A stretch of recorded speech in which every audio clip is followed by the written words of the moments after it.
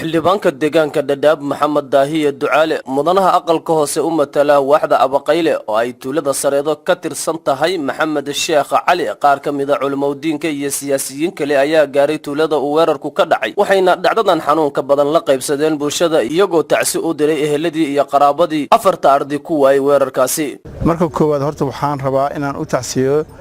waalidiintii iyo eheladii ay wiilasha ka geeriyoodan khaasatan wiilasha waxaan loo sheegay 3 wiil inay isku hooyo iyo isku aabba yihiin oo 3 da'ood oo isku xigtay ay ahaayeen runtii arintaas waa arin naxdin badan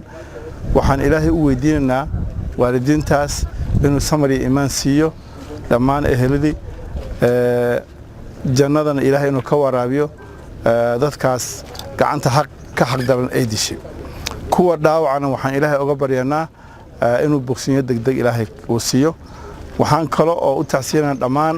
deegaankan ama magaaladan dadka degan oo xalay argagax iyo cabsi badan ku saxdan ilaa haddana cabsida ay jirto waxaan rabaa walaalayaal meeshan waxaan aad u cambaareynaa falalka foosha xun oo meeshan laga fuliyay oo la leeyahay waxa lagu fuliyay magac islaamnimo islaamka waa diin qabow waa diin naseexo dil iyo argagaxis iyo wax la laayo islaamnimada marnaba ma ogola nimanka waxay ku talagaleen inay dadka ku beeraan cabsi iyo argagax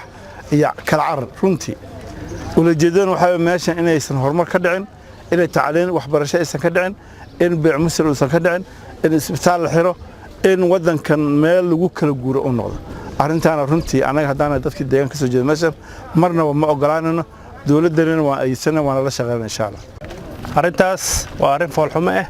arin diini ma ahan waxa diin qosayana ma ahan in ilmo yar oo masaakiin oo tacliin meesha u maadaan la laayo waxa diin qoraysan aan garanayna malaha mid anaga aan diinta aan sheeganayno islaamkana ma qorayso waxaan leenahay waa fal foolxumo ah waa far oo macnaha fulinimo ah waxaan leenahay waa cambaareynayna dadka sameeyna waxaan leenahay diinta islaamka ayaa waxad gudubteen wax diinta ay raali ka baa sameeyeen marka wax diinta ay qorisana ma ah waxaan meeshan ka fiidinayaa anigoo mas'uulinkay meeshan aan u tacsiyeynaa awalan maamada saddexda wiil ay isku xogaan oo 16 jir iyo 15 jir 40 jir waa arin aad lagu xumaado aad lagu xumaado waalidiinta waxaan leenahay samir iimaan Allah siiyo anagoo dhan bay naga wada dhinteen waan idin garam taaganahay mar walbo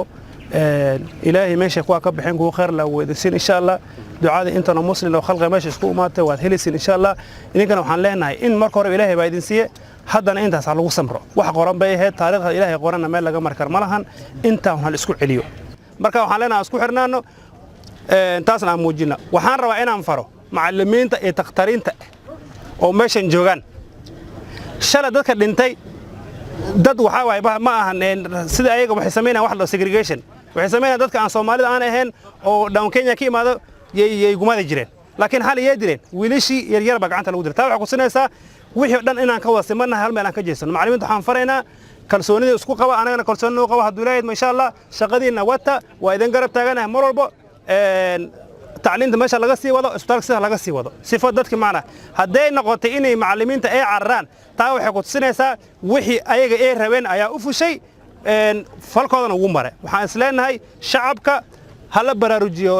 macallimiinta oo ajnabi meesha imaatay taqtariinta hala baraarujiyay aan mid ka wada hadal insha Allah dadka deegaanka ayaa hadda ay soo wajahday cabsi ay ka qabaan in ururka al-shabaab ay weeraro kale ka geystaan deegaanka iyagoona dawladda ka dalbaday inay kordhiyaan ciidamada jooga deegaanada ay weeraradu badana ay ka dhacaan Cabdisalaam Dalmar RTN TV magaalada Garissa